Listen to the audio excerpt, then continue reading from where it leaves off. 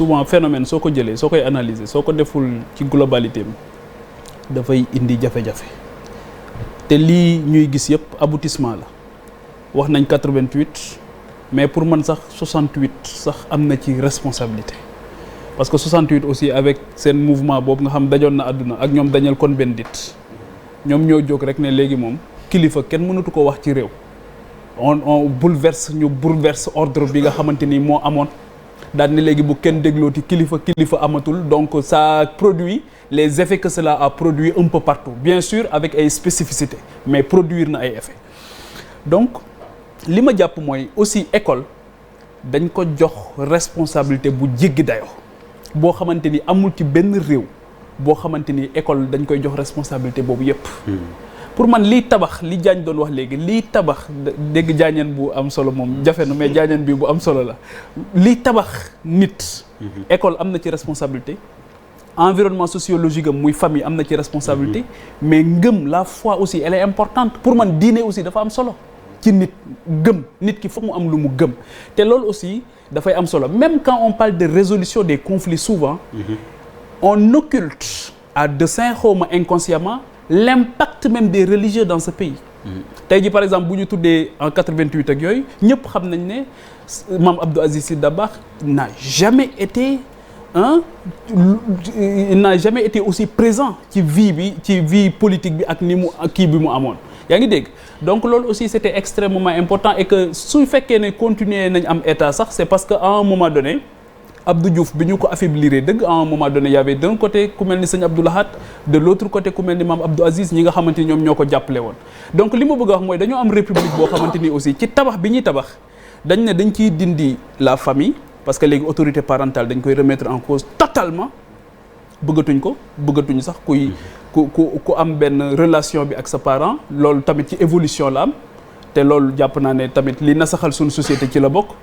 on ne craint plus les parents ragalatuñ leen ñoom aussi jàpp nañ ne léegi lu ci bari dañ ko négocier waratuñu wane yoon te jàpp naa ne man de c'est vrai que école contribuer na lu bari ci suma yar mais suma environnement bi ma nekkoon aussi rawatina suma maam bi ma yar contribuer na ci lu bari et je pense que ne loolu c'est important beneen bi mooy école bi aussi léegi benn tyrannie moom moo fa am tyrannie bi mooy maîtres yi léegi pour ñu assumer seen responsabilité c'est toute une difficulté parce que problème bi mooy léegi na nga doon yare dañ ko changer ni nga doon yare parent bi rapport bi muy am ak man suma maam su ñëwaan seet si suma maître yi li muy wax mooy dee leen dóor de ñu ne ko nag du ko soxla mais c'est-à-dire que y avait aussi rapport de confiance boobu amoon entre l'école et la maison ba nga xamante ni on allait à l'école pour prendre mais c'était à la maison qu'on apprenait et que cette intelligence boobu war a am ci société bi loolu la ñu war di passante kenn ku ci nekk di assumer niveau de responsabilité am yaay ji li ko war ci doom ji ku papa ji li ko war ci doom ji ba mu dem école bu demee école di dem ak a ñëw nan lañ koy defaree parce que il faut que ñu koy dimbali parce que souvent nit pour man ñoo ñu yor xeer yi di sànni keroog ci stade bi yërëm leen moo gën yedd leen parce que en fin de compte da ngay gis ne coono bu métti la maa ngi doon wax léegi ne j'ai am naa ci explication parce que dafa am ñu ma ci woo wax ma lan moo xew ne li xew mooy y a des politiciens yoo xamante ni dañu jël xaalis ne dañuy feesal stade bi ñu ñëwee ba foofu ñoom ñu dugg bàyyi ñii ci biti ñu ne ñu leen di woo ñu ne mënuñoo dugg je peux bu ñu ma waxee mën naa egg sax ci détails yi ñu ne mënuñu dugg léegi nag ñii am frustration parce que déjà nee nañ indi nañ leen ba foofu te mënuñu dugg ci biir stade bi mooy li ma wax léegi rek c'est-à-dire que ñàkk gi yenn saa yee dafa am ñoo xamante ni ñoo koy utiliser ci espace public dafa am ñoo xamante ni bëgguñu réer jóge fi bëgguñu ñàkk jóge fi parce que ñàkk bi dafa am ñu koy utiliser réer gi it dafa am ñu koy utiliser et que pour man xeex bi ñu war a def ñun ñëpp tey ce défi fondamental mooy sunu effort de guerre contre l'ignorance gis nga bu ñu fexee ba nit ñi xam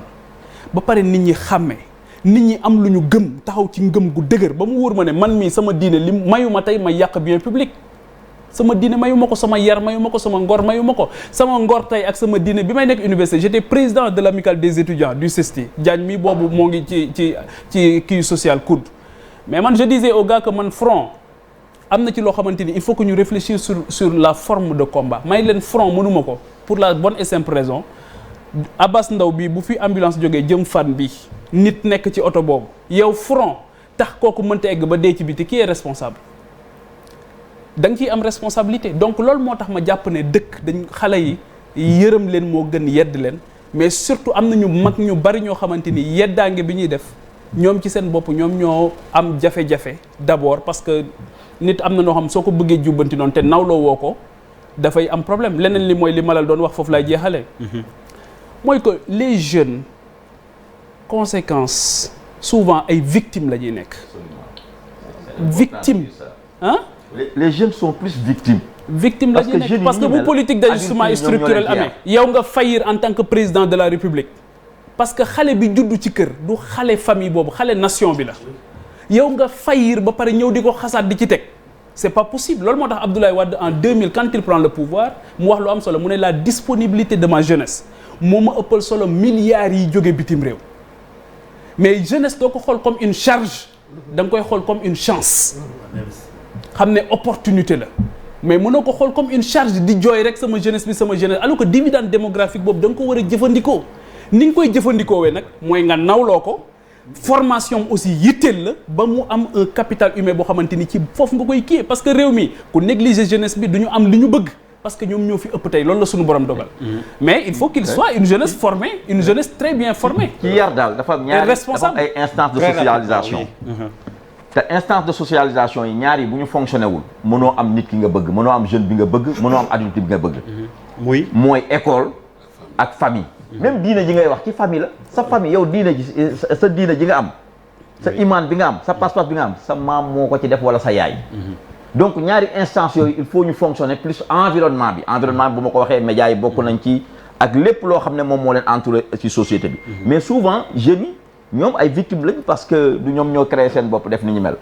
aussi sentiment d'injustice bi ñu wàññi ko parce que sénégalais yu bëri dañuy réagir parce que souvent sentiment d'injustice bi ñuy am mooy justifier ñoom seen réaction d'autant que ñun dañu am un problème avec le bien public ñun pour ñun bien public bi du ñu askan wi ñoo ko bokk dañuy jàpp ne Macky Sall moo ko moom wala keneen représentation boobu lañ ci am gone gi buy yàq wala étudiant bi buy yàq moom day jàpp ne li may yàq non yàqaluma ko askan wi ki jiite man moom laa koy yàqal parce que aussi bon ñi jiite également amuñu comportement boo xam ne pour la plupart du temps dina éviter nit ki ci ni mu leen gisee ñuy doxale ñu am sentiment d'injustice. Papis dinaa dellu ci yow non sa taxaw seetlu ci ban groupe stade bi groupe WhatsApp bi waaw ak